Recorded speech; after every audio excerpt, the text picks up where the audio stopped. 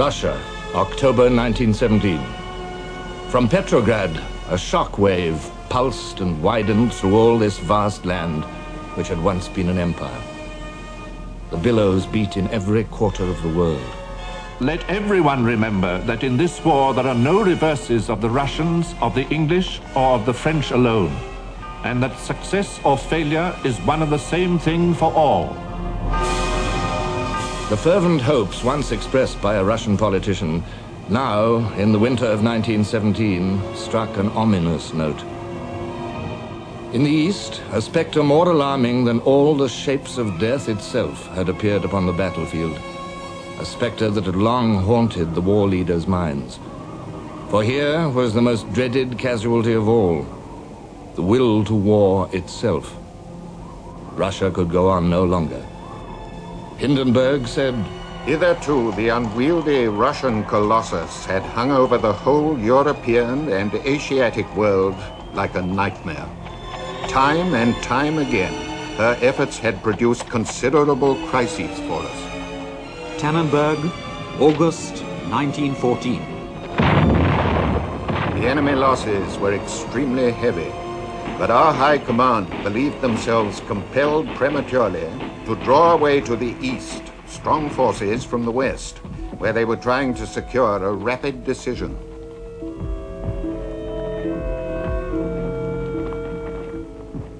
Masurian Lakes, February 1915.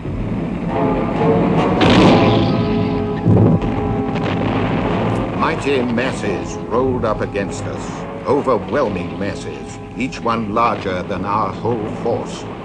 But German resolution bore this load, and Russian blood flowed in streams.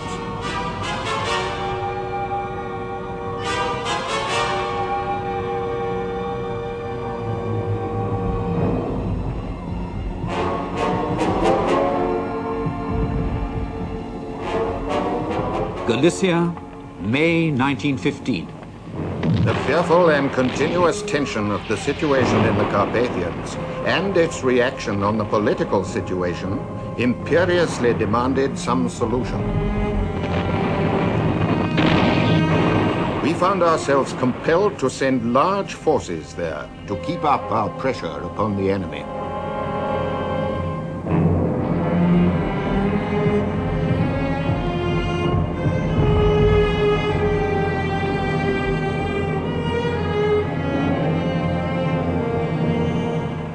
Gorlice Tarnov, 1915. There was something unsatisfactory about the encounters of this year. The Russian bear had escaped our clutches, bleeding no doubt from more than one wound, but still not stricken to death. Would he have enough life force left to make things difficult for us again? her casualties had been the highest of all the combatant nations. No one knows the figures, 5 or 8 millions. All we know is that sometimes in our battles with the Russian, we had to remove the mounds of enemy corpses from before our trenches in order to get a fresh field of fire against assaulting waves. Yet in 1916, the Russians had won a great victory over the Austrians in Galicia. The Germans and Austrians had had to stretch their manpower resources to the utmost to resist this blow.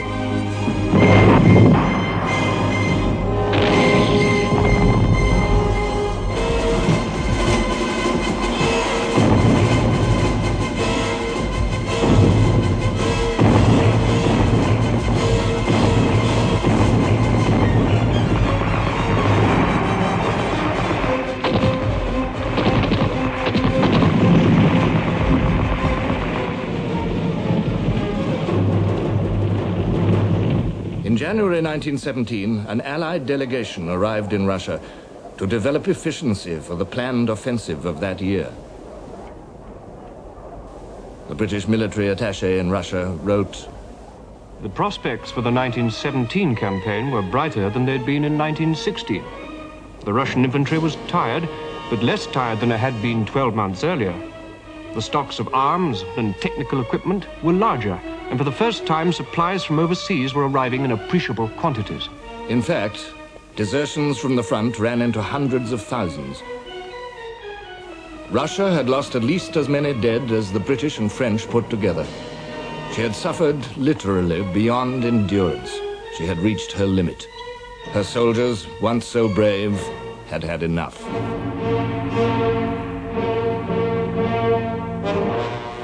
Now they were getting out of the trenches to fraternize with the Germans, man to man.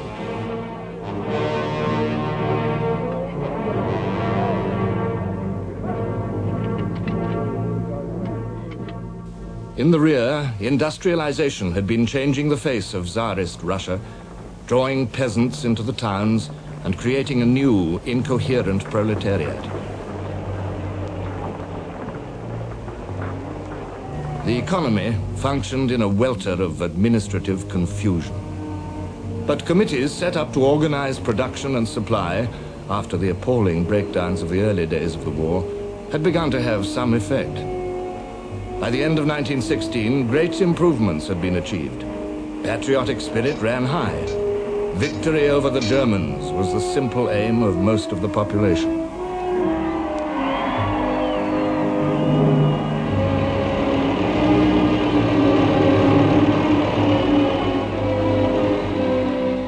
Pressure for more efficient management of the war was exerted by liberal politicians through the elected parliament, or Duma.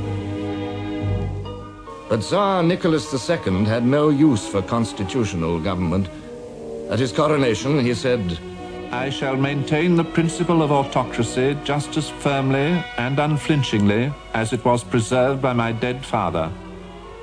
But Nicholas II was gentler, weaker than his father.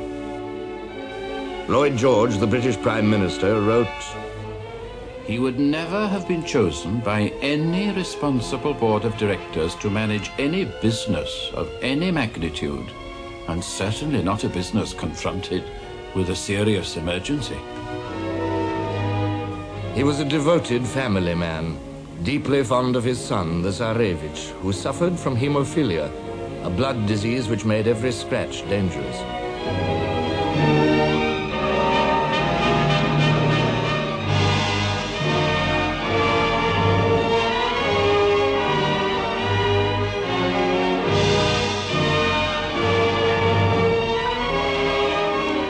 There was nothing the Tsar liked better than to be with his soldiers and sailors. In 1915, he had made himself supreme commander.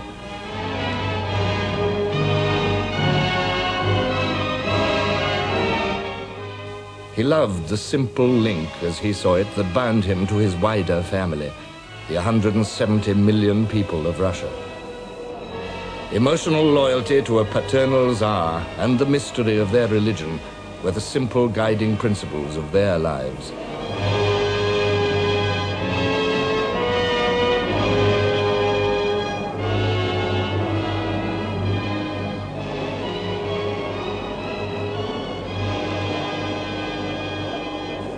The life of the ordinary peasant was miserable. Often they lodged in the same single-room hovel with their animals, on earthen floors, with a hole in the roof for the smoke to escape.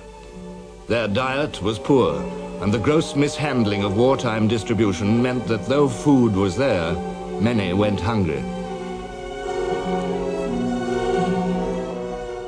Chaos in the rear had been aggravated too by the hundreds of thousands of refugees who had poured back into Russia in the early defeats. A British member of parliament observed their misery.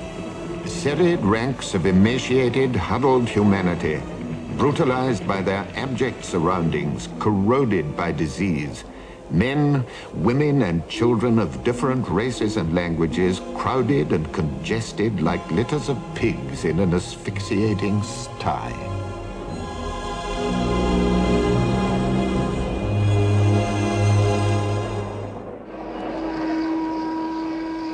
In the towns and factories, too, there was misery. Strikes had been increasing sharply just before 1914. War, with its shortages and inflation, aggravated the unrest.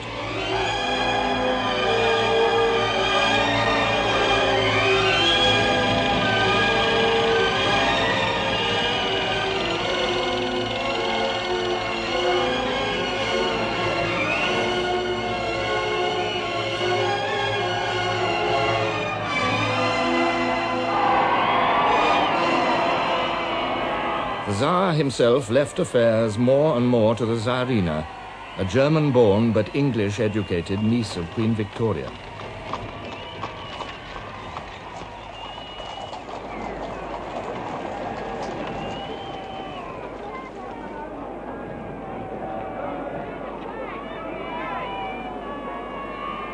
The Tsarina's close friendship with her spiritual advisor, the lecherous and drunken monk Rasputin, led to a widespread campaign against the entire Tsarist regime. In the public mind, this relationship assumed vast dimensions. It became the symbol of all Russia's ills. The murder of Rasputin was hailed as an act of the highest patriotism.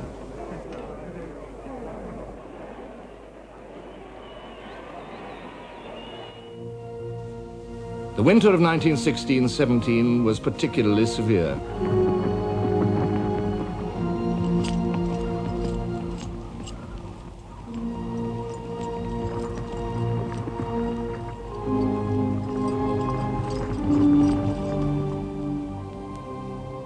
Fuel was short, food queues lengthened.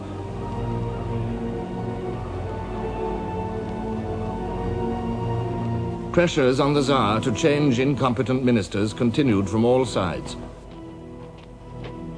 His own cousin wrote to him, The question is, shall Russia be a great state, free and capable of developing strong, or shall she submit to the iron German fist? Certain forces are leading you and consequently Russia to inevitable ruin. It is absolutely indispensable that the ministers and the legislative chambers should work together.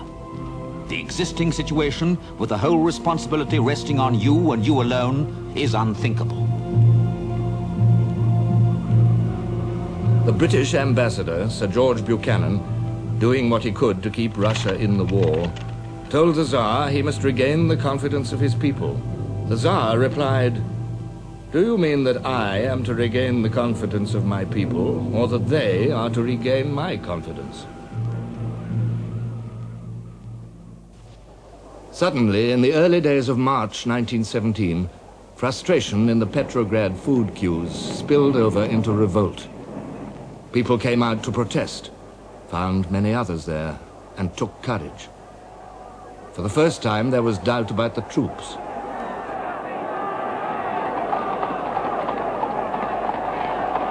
The Tsar, true to character, washed his hands of the embarrassing situation and went to the front, leaving matters to the Palace Guard and the Petrograd garrison.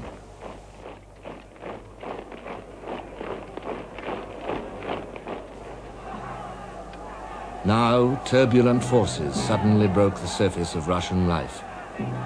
The French ambassador watched from the safety of his room. I heard a strange and prolonged din which seemed to come from the Alexander Bridge.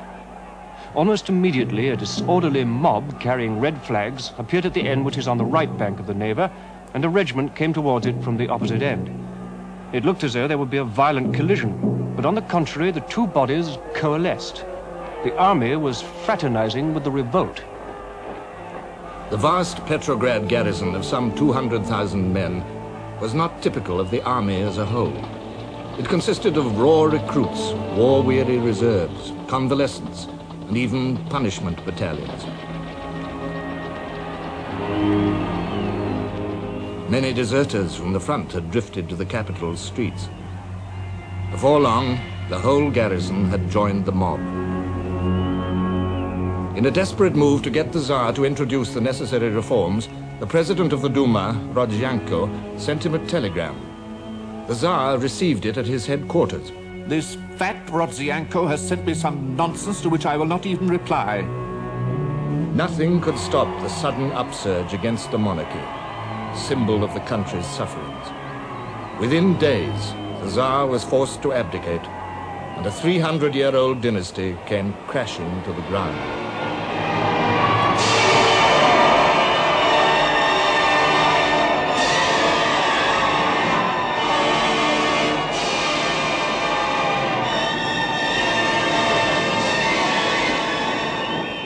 A general amnesty was declared, and political prisoners were set free among the jubilant crowds.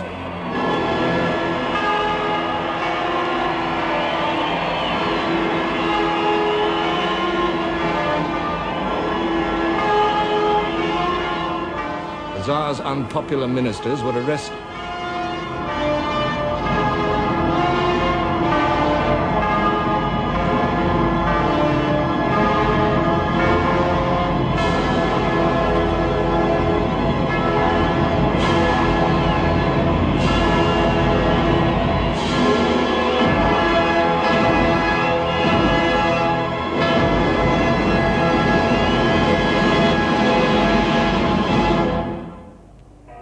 It is difficult to say how many lives were lost in the bloodless revolution, but according to most accounts, they were under 1,000.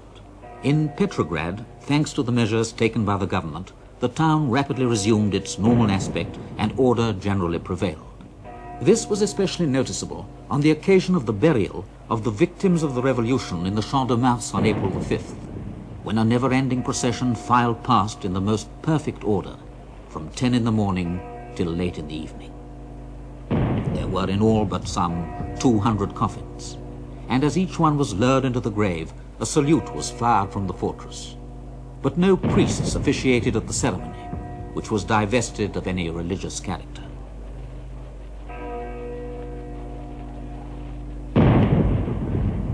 Somewhat dazed with the success of the revolution, Russia had to face the bleak task of deciding where she would go. The rising in the streets had been against something. Now the people had to decide exactly what it had been for. The wish to run the war more efficiently had given the revolution its spark, but hatred of the war had given it much of its momentum.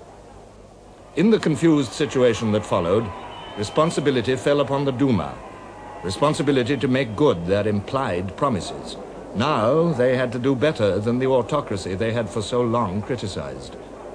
A provisional government was formed with the liberal Prince Lvov as the first prime minister.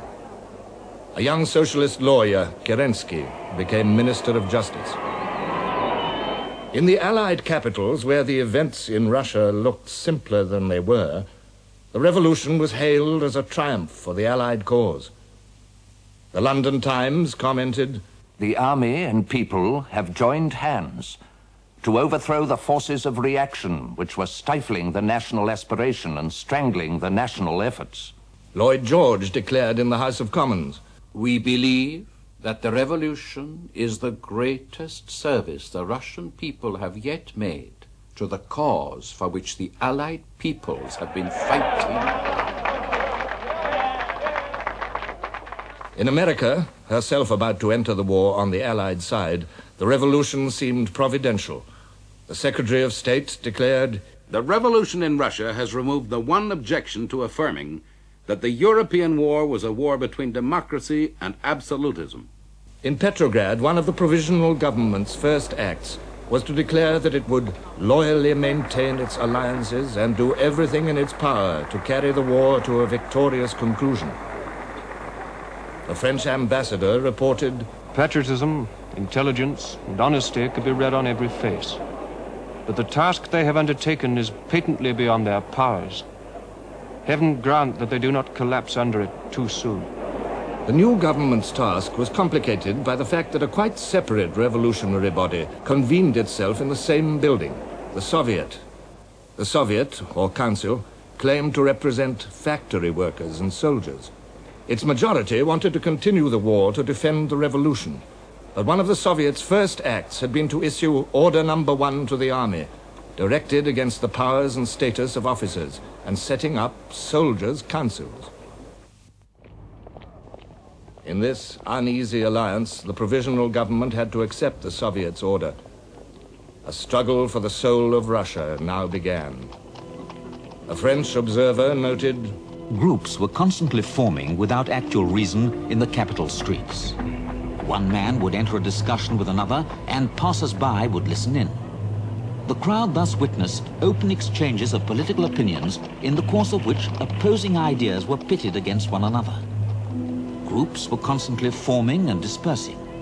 At first sight, the crowd appeared to be full of unrest. Actually, it was only idle. the Germans had always regarded a revolution as their best hope for an early defeat of Russia. Now was the time to ensure the outcome. They saw as their instrument Lenin, leader of the Bolshevik group among the Russian revolutionaries. Lenin had spent the war years quietly in Switzerland with his wife, Krupskaya. The Germans had so far made little contact with them, finding other revolutionaries more cooperative. Lenin himself was no pro-German.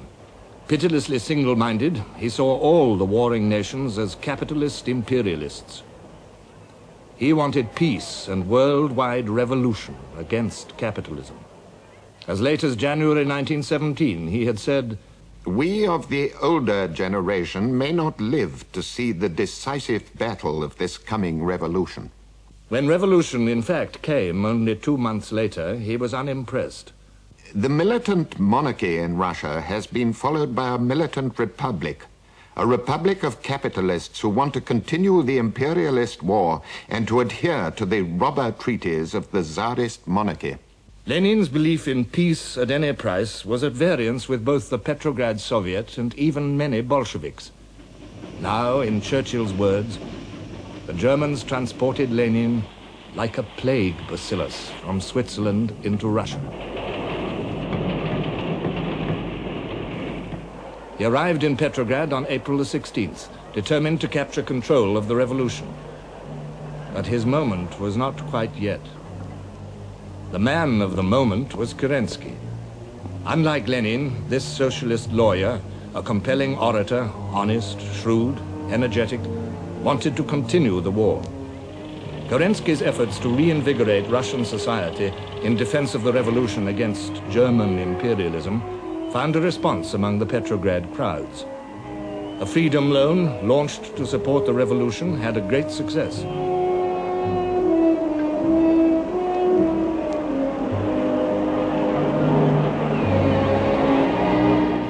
Patriotic fellow socialists from allied countries, like the French socialist minister Albert Thomas, were welcomed on goodwill visits to cement allied solidarity. Thomas was tremendously impressed. With eyes sparkling as he glanced about him, he said to the French ambassador, "Now we see the revolution in all its grandeur and beauty. The whole strength of the Russian democracy lies in its revolutionary fervor. Kerensky alone is capable of establishing, with the aid of the Soviet, a government worthy of confidence." Soon, Kerensky was Minister of War in a new government, which included members of the Soviet. And with dynamic confidence, he went ahead with his plans for the Russian army's summer campaign. As in 1916, it was to take place in Galicia. But in the army, the virus of revolution had spread. The cracks in discipline were widening. An English observer wrote, Desertion had set in wholesale. In very few cases did the men leave the front trenches, but as soon as they were moved into the reserve, they decamped in a body.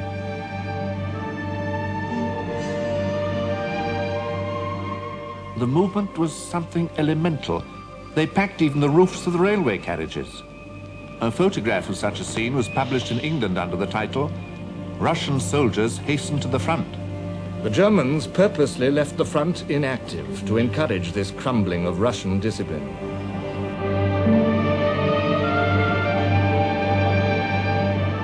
General Brusilov, victor of last year's campaign, had to spend hours arguing with soldiers, delegates, and committees who had their own strategic ideas.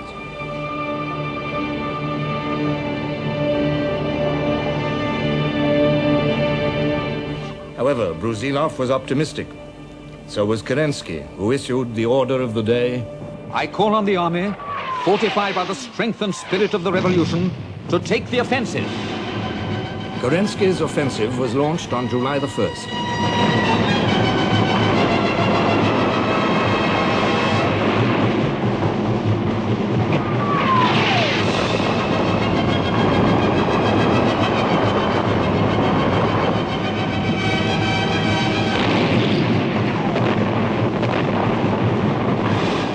There were some initial gains. The provisional government issued an intoxicating communique. July 1st has shown to the whole world the might of a revolutionary army, organized on democratic lines and inspired by a firm belief in the ideas of the revolution. It was a pipe dream. After a few days of partial breakthroughs, the Russian offensive petered out.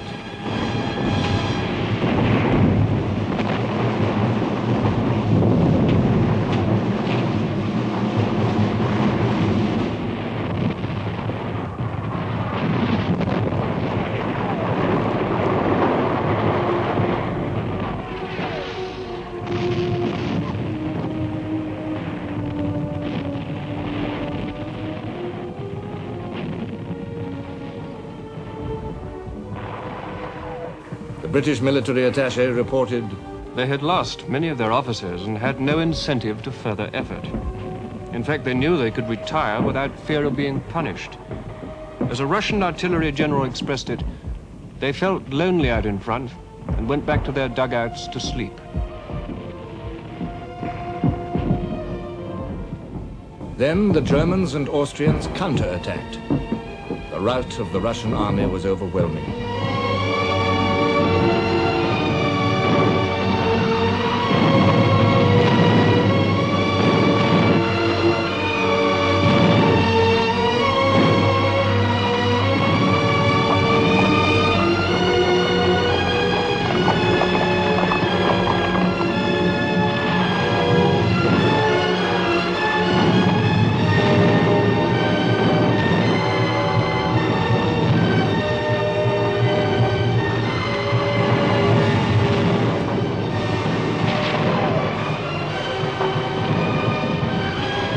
The real meaning of the revolution now made itself felt. It had meant a breakdown not just of the Tsarist regime, but of Russia herself. Solitary, helpless, and dismayed, the individual Russian was looking for direction. This was a chaos which anyone might exploit, provided he was ruthless and single-minded enough. Lenin was such a man. He attacked the provisional government continually, and when the news of the disasters at the front reached Petrograd, it seemed that his moment had come. Crowds poured into the streets, calling for peace, bread, and freedom, and for the overthrow of the provisional government.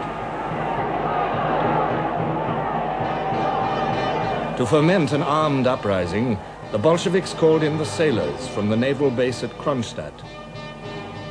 Everything now depended on the loyalty of the army. An observer wrote, Looking onto the square, I saw an endless multitude packing the entire space as far as the eye could reach. A mass of placards and banners with the Bolshevik slogans rose above the crowd. In the left-hand corner of the square, the black, ugly masses of armored cars loomed up. A French correspondent reported, Suddenly, a shot rang out. Whence had it come from? By whom and against whom had it been fired? Nobody seemed to know. But it was immediately followed by other shots, which soon increased to a wild fusillade, dominated by the sinister rattle of the machine guns. The bullets whizzed through the wildly fleeing crowd.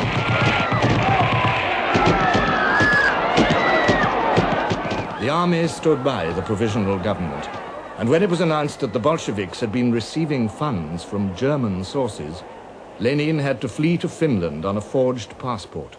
Other Bolsheviks, including Trotsky, were briefly arrested.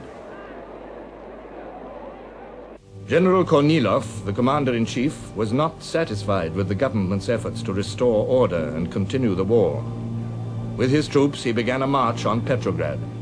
But Kerensky, afraid of being branded as a counter-revolutionary, refused to accept his support. He even enlisted Bolshevik aid to stop Kornilov, and thus armed his worst enemies. Trotsky set about drilling the workers into a Bolshevik armed force, the Red Guard. They were to act as shock troops when the moment came for the Bolsheviks to strike.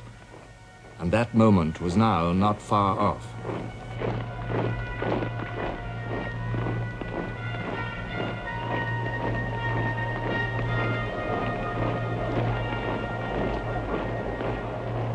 The Germans did their best to hasten it. They launched an offensive in the north towards Petrograd, turning the Russian flank above Riga by an amphibious landing on an island in the Gulf of Finland. Hindenburg described the operation as the one completely successful enterprise on either side in which an army and a fleet cooperated. The execution of our plans was rendered so doubtful by bad weather at the outset that we were already thinking of disembarking the troops on board. The arrival of better weather then enabled us to proceed with the venture. From that point, everything went like clockwork.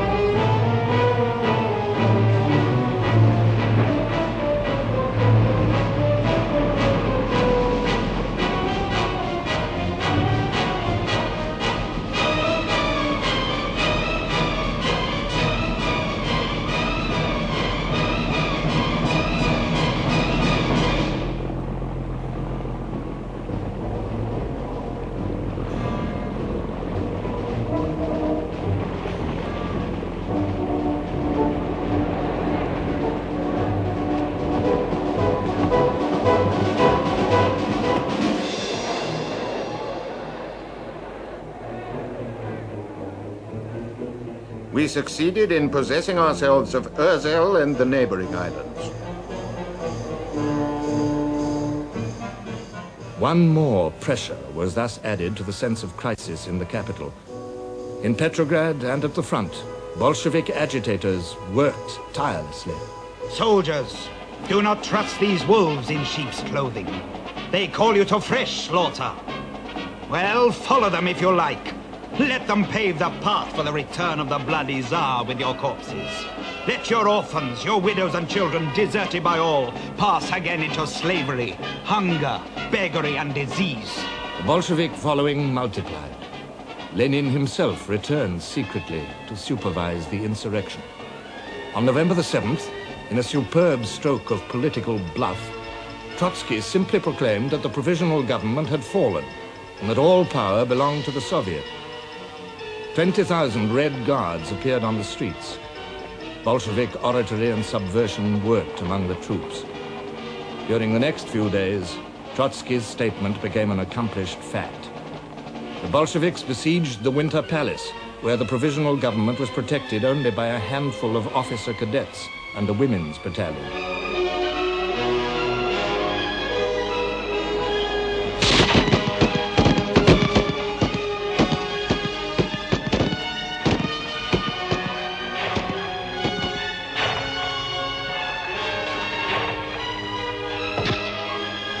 In a matter of hours, the Bolsheviks captured the palace and arrested the provisional government. The provisional government, like the Tsar before it, had fallen without a struggle.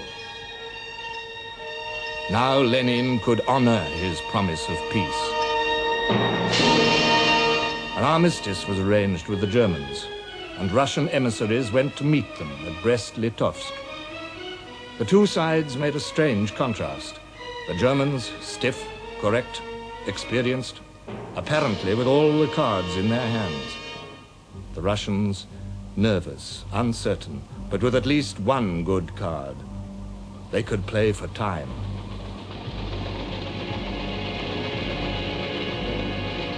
To counter the ever-tightening stranglehold of the Allied blockade, the Germans and Austrians desperately needed access to the vast granaries of the Ukraine. They therefore made a separate peace with the independent anti-Bolshevik government of the Ukraine. A peace treaty with Romania, now near the end of her tether, followed.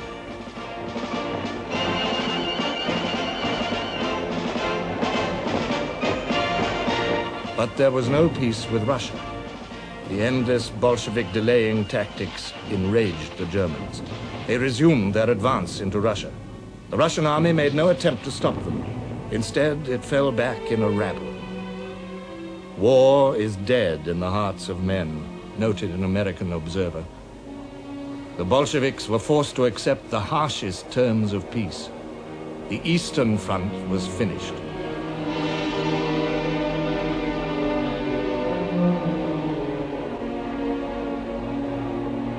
Hindenburg said, "In spite of the conclusion of peace with Russia, It was even now impossible for us to transfer all our effective troops from the east. It was absolutely necessary for us to leave behind strong German forces. Our operations in the Ukraine were not yet at an end. We had to penetrate into their country to restore order there. Only when this had been done had we any prospect of securing food from the Ukraine. Of a very different import was the military assistance which in the spring we sent to Finland in her war of liberation from Russian domination. The Bolshevik government had not fulfilled the promise it had made us to evacuate this country. We hoped, by assisting Finland, to get her on our side.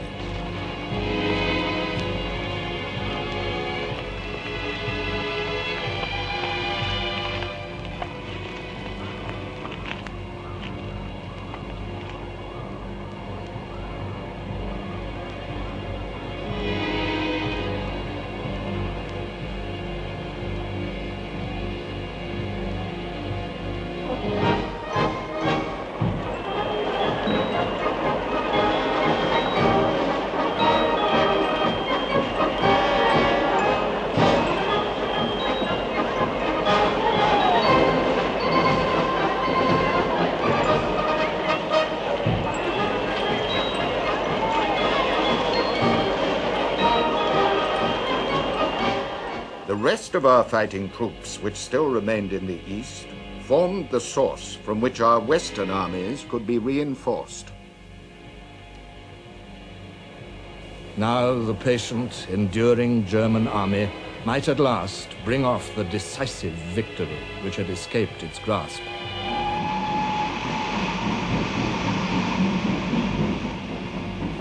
The troop trains rumbled across Europe, bearing division after division from east to west. Every click of their wheels echoed the ticking away of precious time. For Germany, it was now or never.